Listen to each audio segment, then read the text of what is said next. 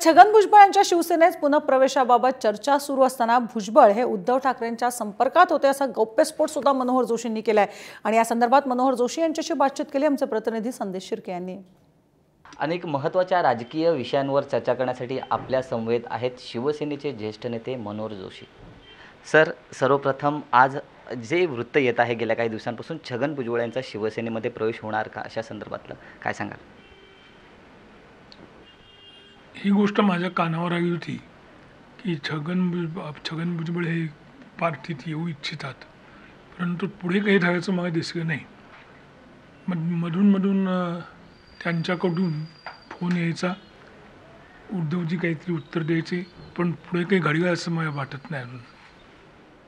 Sir, आणखीन एक महत्त्वाचा मुद्दा की एक पिढी आपली आताच ठाकरे घराण्यातली एक पिढी कार्यरत आहे, पण एकमेकांच्या विरोधात आहे, राज आणि उद्धव साहेब। आणि यानंतर आता आदित्यही राजकारणामध्ये सक्रिय झाले, कुठेतरी आता अमितही राजकारणामध्ये सक्रिय होणार असल्याचं बोललं जात आहे।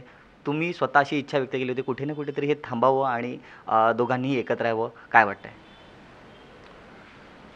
खरं म्हणजे माझं असं ठाम मत होतं की पार्टीमध्ये कोणीही सोडून जाऊ नये।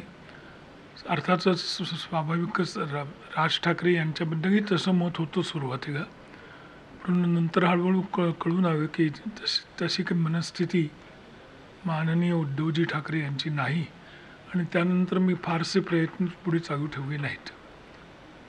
दोन भाऊ एकत्र आले तर ताकद वाढेल याची मला खात्री आहे। सर, एक शेवटचा प्रश्न, लोकसभा निवडणुकांपूर्वी ज्या पद्धतीने राज ठाकरे सोशल मीडिया नेटवर्किंगचा आणि नरेंद्र मोदींचा उदो करत होते, काल त्यांनी नरेंद्र मोदींची खिल्ली उडवली आहे, काय सांगा?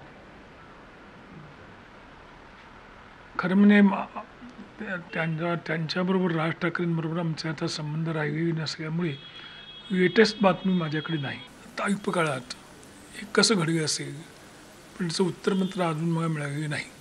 धन्यवाद सर, जय महाराष्ट्राशी बातचीत केल्याबद्दल। नमस्कार। व्हिडिओ जर्नलिस्ट नितीन सह संदेश शिर्के, जय महाराष्ट्र, मुंबई।